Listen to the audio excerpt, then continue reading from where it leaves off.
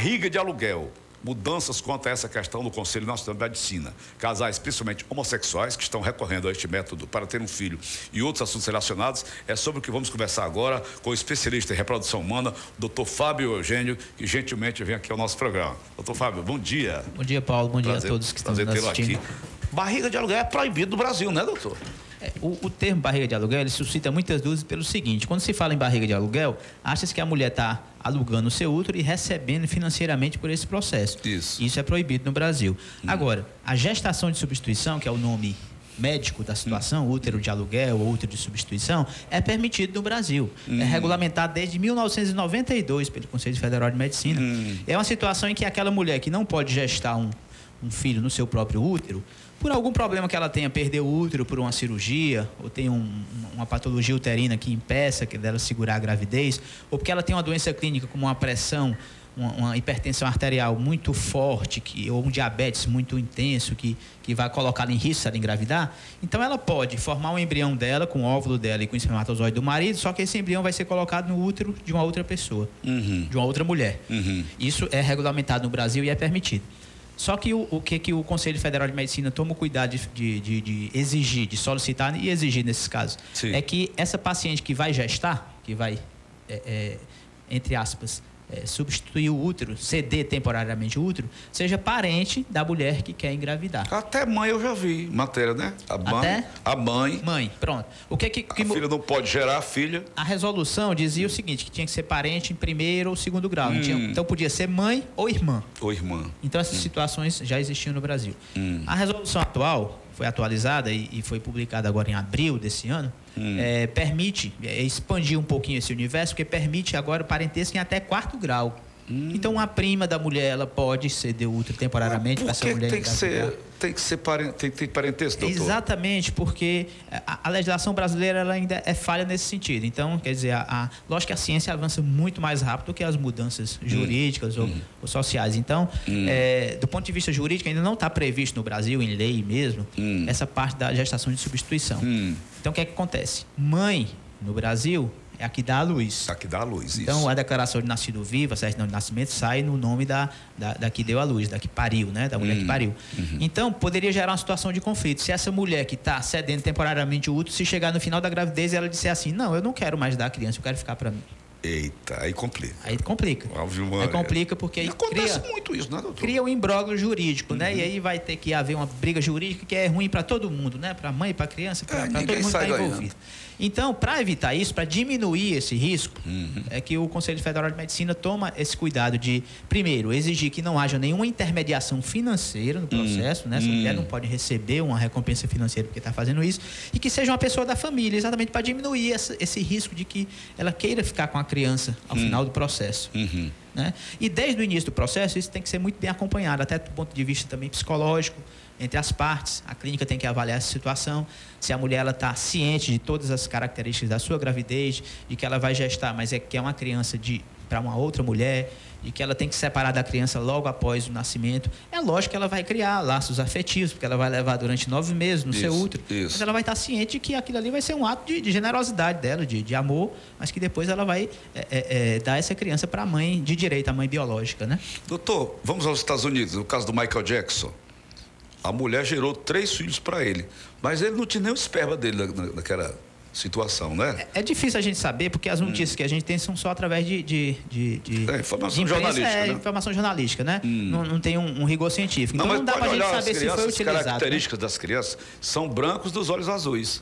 Tá, mas aí nessa situação, cada país tem uma legislação diferente de reprodução assistida, né? Para você ver, por exemplo, nos Estados Unidos já não é proibida essa situação que você colocou do chamado útero de aluguel. O útero de aluguel. Então, nos Estados Unidos, a mulher pode receber financeiramente para alugar o seu útero para uma pessoa que ela nem conheça.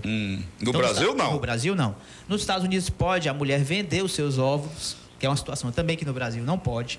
Então, no Brasil, existe a doação ovular. A mulher pode doar espontaneamente os seus óvulos para mulheres que não tenham mais óvulos para gestar. É a doação ovular. Também é reconhecida, é regulamentado, mas a mulher não pode vender os seus óvulos, tá?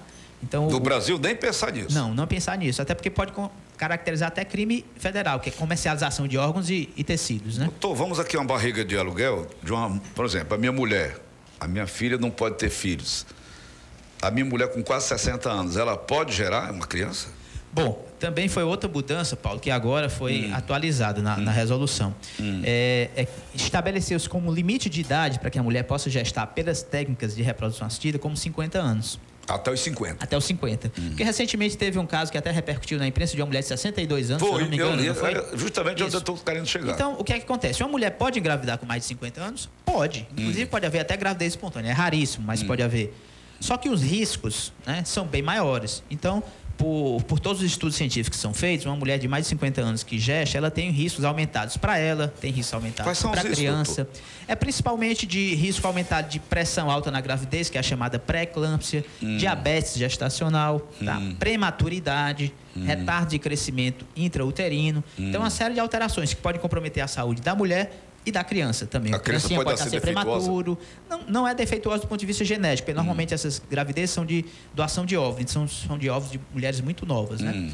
Então, são riscos maiores e que passam, naquela balança de você pesar risco-benefício, passam a não favorecer o procedimento. Então, a orientação do Conselho Federal de Medicina é que a idade limite seja 50 anos. Agora, lógico que cada caso é um caso. Mesmo assim é risco, né? 50 anos. Mas assim, quando é uma mulher rígida, ou seja, que não tem nenhuma doença de base, que ela não tem nenhuma doença que possa comprometer a rigidez da sua gravidez, e é um pré-natal bem acompanhado, desde a programação, antes da concepção e durante todo o pré-natal, tende a ser uma gravidez relativamente tranquila. Então, sendo bem acompanhado, uma gravidez mesmo, numa mulher de 48, 49, 50 anos, tende a ser uma gravidez tranquila. Se bem acompanhada e ser bem planejada, né? Desde o início, desde antes da concepção. Doutor, e a consanguinidade? O que o senhor tem a dizer a respeito? Em relação ao tipo sanguíneo que você quer dizer? Tipo sanguíneo. Por exemplo, a mãe vai vai engravidar da filha, né? No lugar da filha. O óvulo é da filha ou o óvulo é dela? O óvulo é da filha. Coloca nela. Isso, o óvulo da filha com o espermatozoide do marido da filha forma um embrião. E esse embrião é colocado no útero da mãe, não é isso? Porque a filha não pode gestar, é isso que você está perguntando? Isso. Não, em geral, consanguinidade, tipo sanguíneo, não há muito problema em relação à gravidez. Isso é até um pouquinho de mito. Não, mas você é da mesma família. Isso, mas é até um pouquinho de mito, porque o que quer dizer? Não, eu entendi sua pergunta, mas só um detalhe. A tipagem sanguínea ela não tem muito problema em relação a conseguir engravidar. Durante a gravidez, o que se toma cuidado é naquelas gestantes que sejam RH negativo. Se elas estiverem gestando um bebezinho RH positivo, tem que tomar o cuidado de fazer uma vacina para evitar que ela crie anticorpos contra o sangue da criança. Esse é o cuidado. Tá? Você perguntou em relação à consanguinidade, mas a consanguinidade ela diz respeito ao espermatozoide e o óvulo. Filha, né? Tá, mas o espermatozoide, espermatozoide, o pai engravidar a filha não. O espermatozoide e o óvulo. Então, assim, se o espermatozoide é do marido e o óvulo da menina, da filha que não pode engravidar, então, se eles não têm parentesco, o marido com a mulher, não tem problema de consanguinidade, tá? Bom. Porque aquele embriãozinho está sendo formado de um espermatozoide e um óvulo de pessoas não consanguíneas, né? Agora, esse embrião ser implantado no útero de uma mulher que tenha consanguinidade com a filha, isso não acarreta nenhum problema. Nenhum problema. Criança nasce saudável. Saudável, sem nenhum problema. Agora, tem que ser acompanhado, né, doutor? Sempre. Com certeza. E desde antes da concepção. Então, hoje, o cuidado o cuidado durante a gestação, ele começa antes da gravidez. De planejar a gravidez, a mulher conversa com o seu ginecologista, faz seus exames, vê se está tudo bem e planeja como é que vai ser essa gravidez. Ou uma gravidez natural e, principalmente, aquelas gravidez que necessitem das técnicas de reprodução assistida. Doutor, eu tenho uma sobrinha, ela é paraplégica. A mãe teve eclâmpsia, que chama? Eclâmpsia, isso. Antes de descansar, de ter a criança? Sim. E a bichinha nasceu paraplégica. A cabeça funciona bem, mas o resto do corpo... A eclâmpsia é uma das situações ainda mais comuns, das complicações mais comuns dentro da obstetrícia. Se a gente fosse classificar em 3 grandes complicações, tem as complicações hemorrágicas dos partos, tem as complicações infecciosas, que são cada vez menos frequentes, e as complicações da pressão arterial. E a eclâmpsia é um aumento exagerado da pressão arterial da mulher nos últimos meses de gravidez, associada a inchaço corporal, e pode levar a convulsões, a situações em que a mulher entra em convulsão por alteração do sistema nervoso central. E essa convulsão, na hora em que há o episódio, pode levar à hipóxia, à diminuição da quantidade de oxigênio que está passando para a criança dentro do ventre dela. Sei. E pode acarretar sequelas, né? Principalmente se a criança for muito prematura, se nascer muito prematuro, pode acarretar sequelas, né? Como é que chama aquela água do útero, doutor? Aquela? A água, aquele... É o líquido amniótico. É o líquido amniótico. Amniótico. A mulher bota aquele líquido antes da luz...